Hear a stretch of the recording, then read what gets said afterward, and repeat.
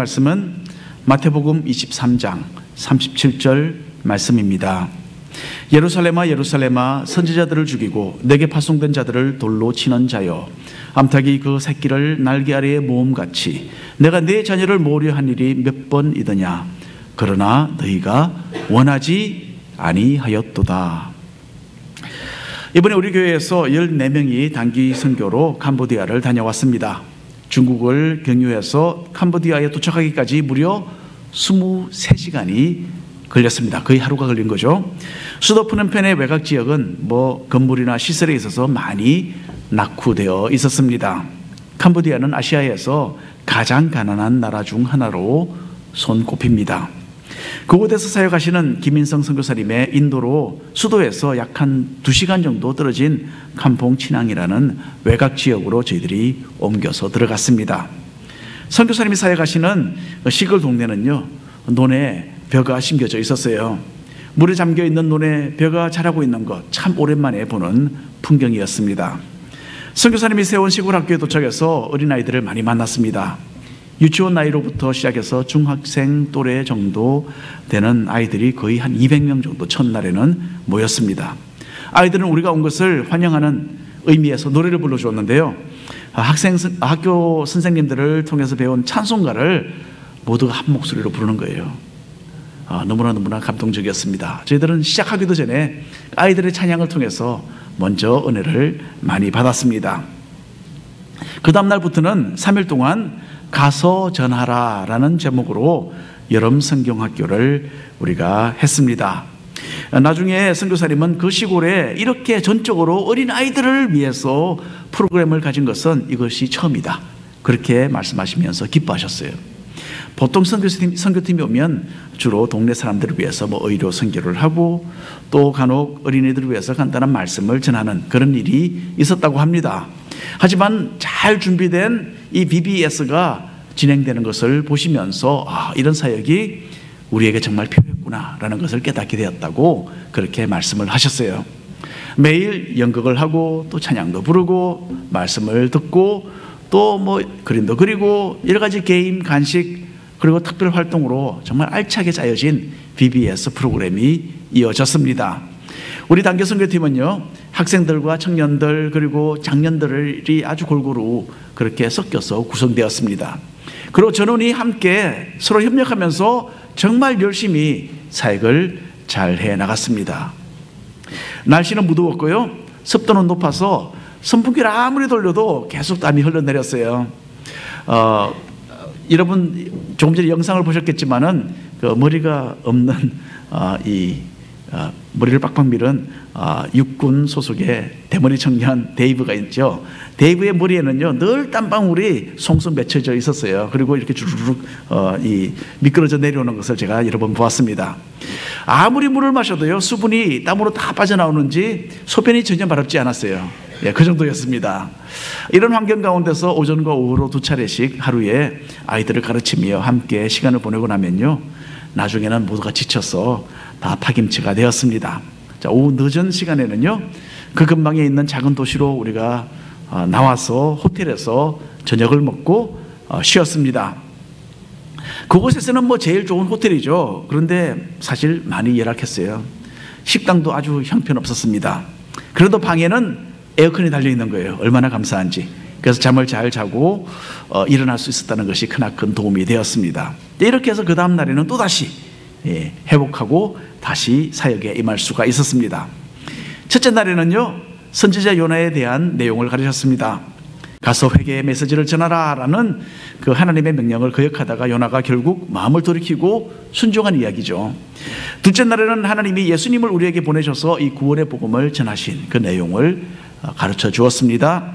마지막 날에는요, 하나님께서 우리를 모든 사람에게 보내셔서 그들에게 말씀을 전하라고 하신다라고 그렇게 아이들에게 전달을 했습니다. BBS 중에 요나가 하나님의 명령을 거역했다가 나중에 돌이켜서 순종하는 것, 이것을 연극으로 보여주었습니다. 그 연극을 위해서 우리가 미국에서 가져간 것들이 많아요. 배도 하나 만들어 갔고요, 그리고 요나를 삼키는 물고기도 거대하게 크게 하나 근사하게 만들어 갔습니다. 이렇게 해서 연극을 보여줬는데 저는 저의 역할은요, 흰 옷을 입고 무대 한 중앙에 의자를 놓고 그 위에 서서 하나님의 역을 하는 것이 저의 역할이었습니다. 요나를 불러서 말씀을 전하라고 그렇게 명령을 내렸죠. 요나가 순종하지 않고 배를 타고 다른 방향으로 갈 때에 저의 역할은, 하나님의 역할은 손을 움직여서 바람을 일으키고 파도가 배를 강타하도록 하는 그런 연기를 제가 했습니다. 자, 아이들이 보니까 동그란 눈으로 집중해서 그 보는 아름다운 모습이 제 눈에 보이는 거예요. 캄보디아 언어로 옆에서는 또 통역이 함께 나갑니다. 그리고 제가 보여주는 그 손짓과 얼굴 표정을 통해서 이 아이들의 마음속에 하나님에 대한 어떤 이미지가 심겨지게 되겠구나, 그런 생각이 문득 들었습니다. 그래서 미국에서 연습할 때보다 훨씬 더 신중하게 내가 더 잘해야 되겠구나라는 생각을 하고 그렇게 연기를 제가 했습니다. 결국 요나의 말을 듣고서 니느웨 사람들이 회개하고 마음을 돌이킬 때에 양팔을 펼치고 따뜻하게 웃는 그런 모습을 제가 보여주었습니다. 죄인을 향한 하나님의 그 사랑이 캄보디아의 그 어린 아이들 앞에서 잘 표현되었기를 저는 간절히 바라고 있습니다. 자, 하나님은 이 온 우주를 만드신 이 온 세상의 주인이십니다. 그리고 거룩하시고 공의로우신 재판관으로서 악을 멸하시는 또 심판의 하나님이시죠. 그러나 동시에 하나님은 우리를 너무나 사랑하시는 겁니다. 그래서 죄를 지어 마땅히 형벌을 받아야 하는 우리를 구원하기를 원하십니다. 오늘 읽은 본문 말씀에서도 멸망받을 사람들을 품기 원하시는 그 하나님의 마음이 잘 표현되어 있습니다. 그리고 이런 하나님의 마음을 저버리는 이스라엘 백성들의 그 반응을 우리가 보면서 우리 자신들의 그 모습을 보는 듯 하지 않습니까? 내 날개 아래로 들어오라는 주님의 초청의 말씀을 듣고 삶의 방향을 바꾸는 우리 모두가 되기를 간절히 바랍니다. 먼저 오늘 말씀 가운데 죄인을 부르시는 하나님을 우리가 만나게 됩니다. 앞서 말한 니느웨 사람들은요, 이스라엘 백성이 아닌 이방인들이었어요. 그리고 잔인하기로 알려졌고 그 당시에 크나큰 죄인들이었습니다. 그래서 이 공의로우신 재판관이신 하나님으로부터 엄중한 심판의 형벌을 받아야만 하는 그런 단계에 이제 도달하고 있었던 것입니다. 하지만 하나님은 죄는 미워하시지만은 죄인은 너무나 사랑하시는 거죠. 그리고 니느웨에 살던 죄인들이 하나님의 진노에서 벗어날 수 있도록 선지자 요나를 보내셨던 것입니다. 요나는 니느웨 성이 그 죄악으로 인해서 40일 만에 멸망할 것이다 라는 이 심판의 말씀을 전달했습니다. 하루를 다니면서 이렇게 외쳤는데 그 사역을 통해서 엄청난 회개의 역사가 일어났습니다. 12만이 더 되는 그 니느웨 성의 백성들이 다 죄를 뉘우치게 된 거죠. 이 성경에서 또 세계 역사상에 이렇게 하루 만에 사역으로 인해서 이렇게 큰 역사가 일어난 것이 그런 때가 없었습니다. 이것은 전무후무한 엄청난 회개의 역사입니다. 자, 그리고 하나님께서는 이 이방 나라 백성들이 자기들의 그 악행을 시인하고 그 죄악된 길에서 돌이키는 것을 보시고 그들에게 펼치시려던 심판의 손을 거두게 되십니다. 하나님은 엄격하신 재판관이시자 또한 동시에 사랑이 많으시고 은혜로우신 우리의 아버지이시기 때문입니다. 자, 하나님은 알지도 못하던 이방 백성 니느웨 사람들을 이 회개의 자리로 주님은 부르셨던 것이죠. 하나님께서는 자신이 선택하신 이스라엘 백성에게도 회개하라고 애타게 부르셨습니다. 자, 그 내용 23장 37절 말씀에 있습니다. 한 목소리로 읽어보겠습니다. 예루살렘아 예루살렘아 선지자들을 죽이고 내게 파송된 자들을 돌로 치는 자여, 암탉이 그 새끼를 날개 아래에 모음같이 내가 내 자녀를 모려한 일이 몇 번이더냐. 그러나 너희가 원하지 아니하였도다. 하나님은 자신의 백성들을 정성으로 보살피며 참으로 사랑과 관심을 쏟아서 부어주셨습니다. 그런데 놀랍게도 이스라엘 백성들은 이런 하나님의 호의를 번번이 거절했다라고 여기에 주님께서 말씀하고 계십니다. 이스라엘 백성들이 하나님께서 부르시는 목소리를 외면한 것은요, 그냥 어제 오늘의 일이 아닙니다. 하나님은 범죄한 이스라엘 백성들의 마음을 돌이키기 위해서 끊임없이 선지자들을 그 가운데 보내셨어요. 하지만 백성들은 선지자들의 말을 듣지 않고 그들을 조롱하며 핍박하며 심지어 죽이기까지 했던 것이죠. 엘리야 시대에 이세벨 왕비는 수많은 하나님의 선지자들을 죽였습니다. 이사야 선지자는 톱으로 잘려서 죽임을 당했다라는 기록이 있습니다. 예레미야도 하나님의 명령으로 유다의 멸망에 대해서 경고했지만은 사람들은 예레미야를 조롱했고 아주 극심한 핍박으로 예레미야에게 고통을 가했습니다. 자, 선지자들은 이스라엘 백성들이 회개하고 올바른 길을 선택해서 하나님의 진노를 피해야만 한다라는 이 메시지를 계속해서 전했습니다. 이것은 죄인을 부르시는 하나님의 마음을 그대로 반영해 주었습니다. 이스라엘 백성들은 계속해서 반영했고 하나님은 계속해서 그들의 마음을 돌이키려고 하셨어요. 예수님은 하나님과 이스라엘 백성의 관계를 마치 암탉이 자기 새끼들을 날개 아래 품는 것과 같다, 그렇게 표현을 하고 계십니다. 여러분, 저는 이 마노아 동네에 살고 있습니다. 우리 집 뒷뜰에는요 숲이 있는데 거기에 닭이 살고 있어요. 저희 집 뒷뜰에 제가 보는 거기에 닭이 살고 있어요. 언젠가부터 닭 한 마리가 주변에 왔다 갔다 하더니 이제는 아예 그냥 거기에 자리를 잡았어요. 그리고는 거기에 알을 놓았습니다. 예, 지금도 알이 6개가 지금 놓여져 있어요, 맨 땅 위에.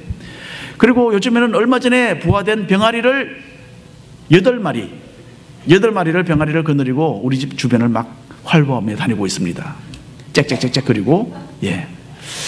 암탉은 그것뿐만 아닙니다. 이 암탉이 또 새벽에 우리를 잠을 깨워요. 여러분, 저는 이때까지요 수컷만, 장닭만 꼭 끼워하고 우는 줄 알았어요. 그런데 보니까 암탉이 울어요.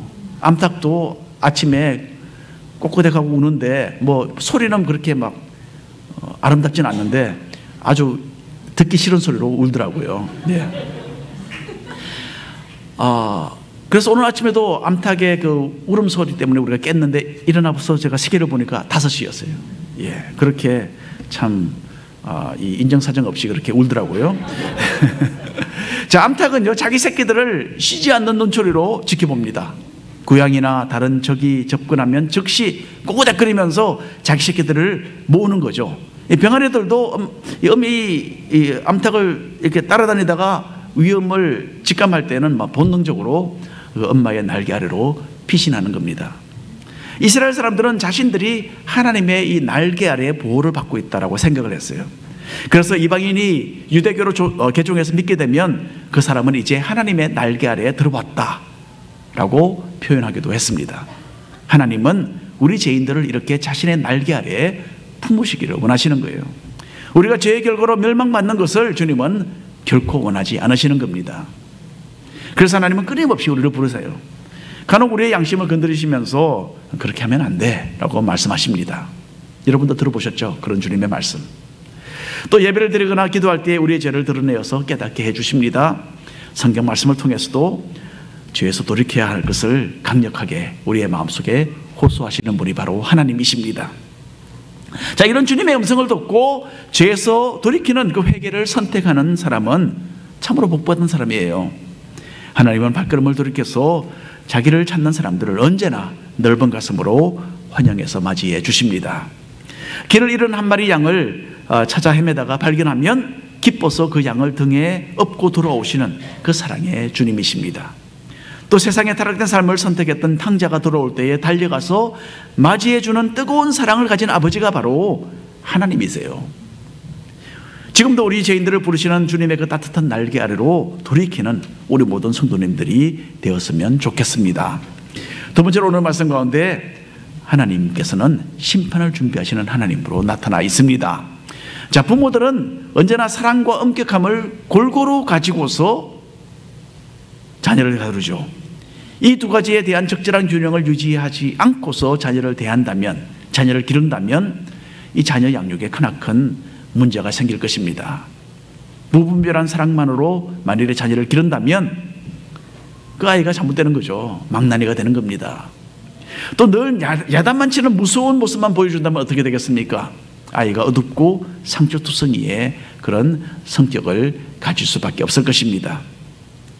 그래서 건전한 부모에게 이 두 가지 성품이 있는 것과 같이 하나님께도 서로 상반되는 성품이 있습니다. 첫째는 사랑이고요, 그 다음에는 공의입니다. 그런데 하나님은 인간과는 달리 이 하나님의 사랑과 공의는요 완전하고 또 절대적입니다. 하나님은 자신의 가장 소중한 아들까지도 죽도록 내어주기까지 우리 죄인들을 완전하게 사랑하십니다. 그 대신 이 값진 회개의 기회를 거절하는 사람은 멸망시키시는 절대적으로 또 공의로우신 심판자이시기도 합니다. 오늘 성경 말씀을 읽어보겠습니다. 마태복음 23장 33절부터 35절까지인데요. 한 절씩 나누어서 읽겠습니다. 뱀들아, 독사의 새끼들아, 너희가 어떻게 지옥의 판결을 피하겠느냐? 그러므로 내가 너희에게 선지자들과 지혜 있는 자들과 서기관들을 보내매 너희가 그들 중에서 들으는 죽이거나 십자가에 못 박고 그 중에서 들으는 너희 회당에서 채찍질하고 이 동네에서 저 동네로 따라다니며 박해하리라. 그러므로 의인 아벨의 피로부터 성전과 제단 사이에서 너희가 죽인 바라기아의 아들 사가랴의 피까지 땅 위에서 흘린 의로운 피가 다 너희에게 돌아가리라. 감사합니다. 자, 이전에 세례 요한은 심판에 대한 자신의 이 경고의 메시지를 받아들이지 않았던 종교 지도자들을 독사의 자식들이라고 책망했던 적이 있습니다. 이제 여기서는 예수님께서도 이 동일한 표현으로 하나님의 경고를 무시하는 사람들을 여기서 나무라고 계십니다. 그리고 하나님으로부터 지옥의 판결을 받을 것이다 라고 아주 강력하게 정죄하고 계십니다. 자, 우리는 늘 예수님을 사랑이 참 많으시고 인자하신 분으로만 생각을 합니다. 물론 주님은 그런 분이시죠. 하지만 주님께는 이렇게 활활 불이 타는 것처럼 정말 엄격하신 그런 면도 분명히 있는 겁니다. 주님은 하나님의 그 타이르는 말씀을 듣고서도 잘못을 뉘우치지 않는 이스라엘 백성들을 향하여서 이렇게 강력한 심판을 지금 선언하고 계십니다. 이미 말씀드린 대로 이스라엘 백성들은요, 하나님께서 보내신 선지자들을 핍박하고 죽인 오랜 역사를 지닌 사람들입니다. 예수님은 아벨로부터 시작해서 사가랴에 이르기까지 죽임을 당한 하나님의 사람들의 그 책임을 이스라엘 백성들에게 물을 것이다, 그렇게 엄중하게 말씀하고 계십니다. 자, 아벨은 누굽니까? 아벨은 창세기 가장 첫 부분에 등장하는 인물입니다. 아담과 하와의 아들이죠. 둘째 아들입니다. 그리고 하나님께서 급족하게 받으시는 제사를 드린 것으로 그렇게 나와 있습니다. 하지만 형 가인은 동생 아벨을 시기해서 미워해서 죽였죠. 이것이 바로 성경에 기록된 첫 번째 살인사건입니다. 자, 사가랴는 요아스 왕이 죽였던 선지자입니다. 이 사건은 유대인들의 성경에는 제일 마지막에 있는 역대하에 기록된 말씀입니다.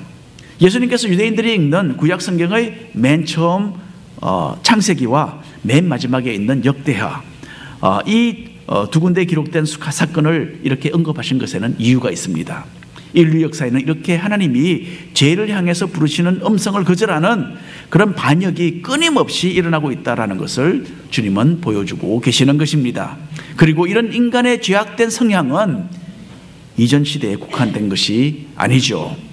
예수님께서는 앞으로 자신이 선지자들과 말씀을 가르치는 교사들을 많이 이 세상에 보내실 것이라고 여기에 밝히고 계십니다. 하지만은 그 결과는 그리 다르지 않을 것을 주님은 이미 알고 계셨어요. 자신이 보낸 사도들이 핍박을 받고 죽임을 당하고 십자가에 못 박히는 처참한 죽음까지도 당하게 될 것을 주님은 이미 내다보셨습니다. 그리고 이 모든 것이 실제로 초대교회 시대에 이루어졌습니다. 그래서 주님은 예루살렘에 대해서 한 가지 참으로 엄중한 심판을 선언하게 되십니다. 마태복음 23장 38절에 있는 말씀인데요, 한 목소리로 읽어보겠습니다. 보라, 너희 집이 황폐하여 버려진 바 되리라. 자, 여기서 너희 집이라고 하는데요, 이것이 무엇이겠습니까? 이스라엘 사람들은 예루살렘에 세워져 있던 하나님의 성전을 아주 자랑스럽게 여겼습니다. 그리고 그 건물을 하나님께서 임재하시는 하나님의 집이라고 불렀어요. 그런데 예수님은 이 하나님의 집 성전을 더 이상 이제는 하나님의 집이 아니라 바로 너희 집이다, 그렇게 말씀하고 계십니다. 너희는 이제 하나님과는 관계가 없는 사람들이 되었고 하나님께서는 이 성전을 떠나서 더 이상 이곳에 계시지 않을 것이다. 그러니까 이것은 이제 하나님의 집이 아니고 너희 집이라는 거죠. 그리고 이 집은 곧 황폐하게 될 것이다 라고 선언하고 계십니다. 그리고 이때로부터 약 한 40년 후에 AD 70년에 예수님의 이 예언은 적중했습니다. 예루살렘과 그 안에 있던 성전은 로마 군대에 의해서 완전히 파괴되고 말았습니다. 하나님께서 끊임없이 들려주시는 그 회개의 초청에 응하지 않고 끝까지 반역했기 때문에 결국 남은 것은 하나님의 심판뿐이었던 것입니다. 여러분, 우리는 한치 앞을 내다보지 못하는 참으로 제한된 존재들입니다. 언제 어떻게 우리가 하나님의 심판대 앞에 서게 될 것인지를 우리는 알 수가 없습니다. 이번에 캄보디아에 있는 동안에 하와이에는 아주 큰 비행기 사고가 있었죠. 그러니까 지지난 금요일 날 저녁에 오아후 섬 북쪽에 스카이 다이빙을 하는 비행기가 11명의 사람들을 태우고 출발하다가 이륙했어요. 그러다가 그냥 바로 또 추락해서 그곳에 탔던 전원이 그만 사망하고 말았습니다. 이 안타까운 그런 소식을 제일 캄보디아에서 먼저 전해들은 사람은 아까 말씀드렸던 육군 소속 데이브 형제가 제일 먼저 이 이야기를 들었습니다.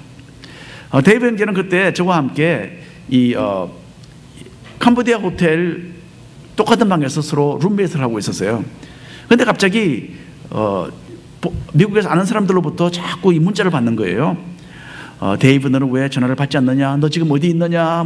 너 괜찮으냐? 이런 내용이 자꾸 문자로 들어오는 겁니다. 왜냐하면 이 사람들은 모두 데이브 형제가 금요일날 바로 그 시간에 항상 그 비행기를 타고 스카이 다이빙을 한다라는 것을 알고 있었기 때문입니다. 데이브 형제는 만일에 자기가 지금 캄보디아에 와 있지 않으면 분명히 그 비행기를 탔을 것이다 라고 말했습니다. 매주 그렇게 하니까. 그리고 사망한 사람들의 그 명단을 읽어보면서 자기가 아는 사람이 태반이다 그렇게 말을 했습니다. 자, 이 안타까운 비행기 사고는요, 우리가 얼마나 우리의 앞길을 예측하지 못하고 살아가는지를 잘 보여주고 있습니다. 이와 같이 그 당시에 성전들에서 예수님의 말씀을 듣고 있던 그 사람들도 예루살렘 성전과 또 예루살렘 그 자체가 그렇게 파괴될 줄은 꿈에도 몰랐을 것입니다. 이번 주에는 전재원 집사님의 어머님 그리고 우리 교회의 김광원 원로 장로님께서 소천하셨어요.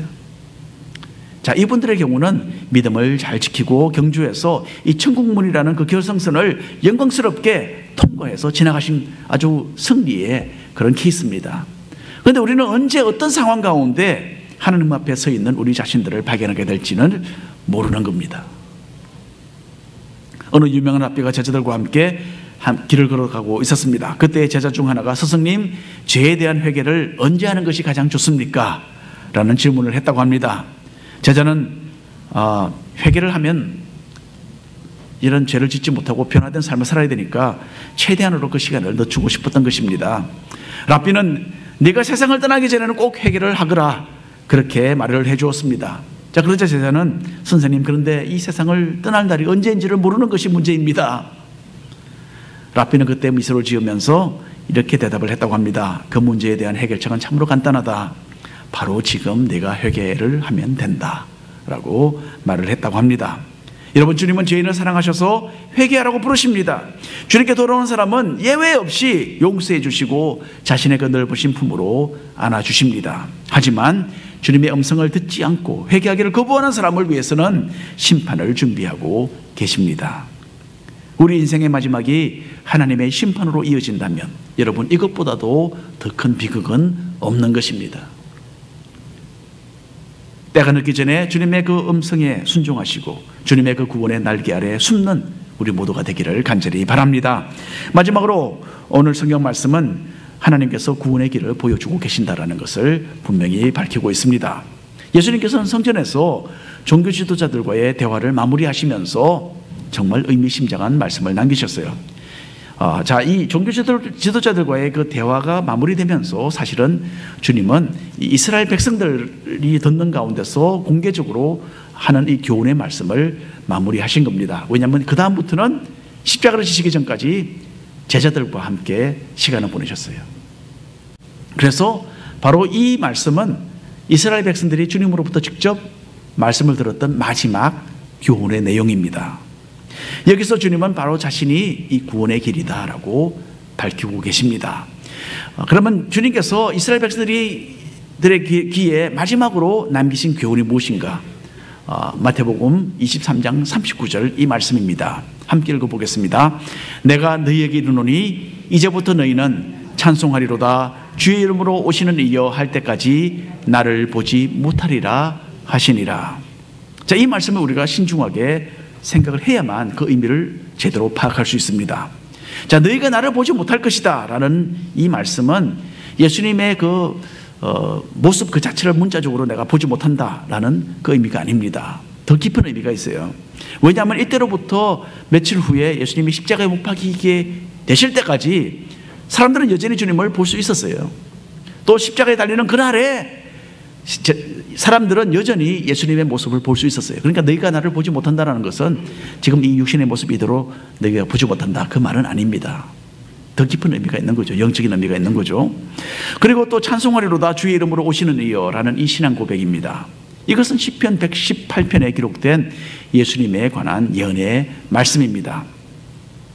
예수님께서 나의 구원자 바로 나의 왕이십니다 라는 것을 고백하는 거죠. 이스라엘 백성들은 예수님께서 예루살렘에 입성하실 때에 이 시편 말씀을 기억하고 환호를 지르면서 주님을 환영해 드렸던 것입니다. 그런데 여러분, 이 말씀은 다시 한번 이루어집니다.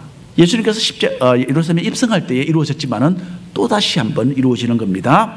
그것은 예수님께서 다시 오실, 재림에서 오실 그날에 다시 이루어지는 거죠.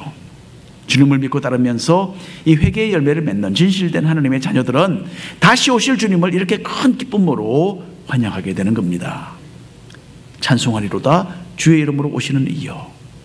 많은 사람들은 실컷 내 마음대로 살다가 마지막에 예수님을 믿고 구원의 길을 선택하면 된다라고 생각을 합니다. 이 세상에 죄악된 삶도 즐기고 영원한 천국도 들어가겠다라는 계산을 하고 있는 거죠. 하지만 미안하게도 이런 방향 전환은 그리 쉬운 것이 아닙니다. 처음에 스키를 제가 탔던 적이 있습니다. 그때 저는 얼마나 많이 넘어졌는지 모릅니다. 아마 한 5, 60번은 넘어졌을 거예요. 스키를 타는 것이 제 마음대로 안 되더군요. 처음 스키를 타는 사람이 만일에 언덕을 초고속으로 그냥 막 달려 내려간다고 한다면 마지막 순간에 절벽을 피해서 유연하게 방향을 바꾼다는 것, 이것은 불가능입니다. 제가 해봐서 알아요. 제가 이 운동신경이 없는 게 아닙니다. 그런데 제가 얼마나 많이 넘어졌는지 몰라요. 그 첫날에는. 물론 많이 넘어지고 그 다음에는 제대로 타긴 탔죠. 선수들이 멋지게 스키 타는 것을 TV로 아무리 본다 하더라도 직접 그것을 해보려고 하면요, 안 되는 겁니다. 스키 타는 방법을 실제로 몸으로 익히고 그 감각을 터득해야만 방향도 바꾸고 또 부드럽게 멈출 수도 있는 겁니다. 예수님을 나의 삶의 왕으로 삼고 구원의 길을 가는 것도 마찬가지입니다. 평생 주님을 외면하며 살던 사람이 갑자기 마지막 순간에 예수님을 믿어야 되겠다라는 그 생각을 가지는 것, 이거 굉장히 어려운 일이에요. 또 계속해서 회개하라는 주님의 음성을 거부하고 살아가다가 세상에 죄악된 이 생활과 또 타협된 모습으로 살아가다가 이 세상을 떠난다면 아마도 결국 마지막 그 모습 그대로 인생의 마지막을 맞이하기가 쉬울 것 같습니다. 예수님이 우리의 삶의 주인이시고 왕이시기 때문에 그분께 순종하면서 사는 것이 바로 하나님께서 보여주시는 구원의 가장 확실한 길인 것입니다. 죄로 인해서 타락된 이 세상에서 구원받는 연습을 우리가 거듭하다 보면 영혼의 구원도 또 문제없이 얻게 될 것으로 생각합니다. 이렇게 일상생활에서 주님의 왕되신 권위를 인정하는 것은 우리 그리스도인들에게 꼭 있어야만 하는 구원의 증거가 되는 것입니다. 오늘 결론의 말씀을 드립니다. 주님은 회개하고 구원의 길을 택해야 한다라는 이 내용으로 종교 지도자들을 비롯한 일반 이스라엘 백성들과의 그 대화를 지금 마무리하고 계십니다. 그 후에 하루 이틀 만에 주님은 십자가에 달려 돌아가십니다. 그러니까 이 말씀을 일반 백성들이 들었던 주님의 마지막 교훈이었죠. 예루살렘 사람들은 이 마지막 경고에 귀를 기울이지 않았기 때문에 얼마 후에 멸망당하고 말았습니다. 고린도후서에는 이런 말씀이 있어요. 이르시되 내가 은혜 베풀 때에 너에게 듣고 구원의 날에 너를 도왔다 하셨으니 보라 지금은 은혜 받을 만한 때요 보라 지금은 구원의 날이로다. 주님의 말씀을 듣는 바로 지금이 우리가 회개해야 할 은혜의 날입니다. 그리고 오늘이 바로 우리가 이 구원의 길을 선택해야만 하는 바로 그날인 것입니다. 왜냐하면 우리는 내일 일을 장담할 수 없기 때문입니다. 예수님은 암탉이 병아리를 날개 아래에 모으는 것과 같이 우리를 모으려고 하십니다. 주님의 그 날개 아래에 있을 때에만 우리는 이 죄에 대한 하나님의 진노를 피할 수 있기 때문입니다. 오늘 바로 이 시간에 지체하지 마시고 주님의 음성에 순종하는 이 회개의 결단들을 내리시는 우리 성도님들 되시기를 축원합니다.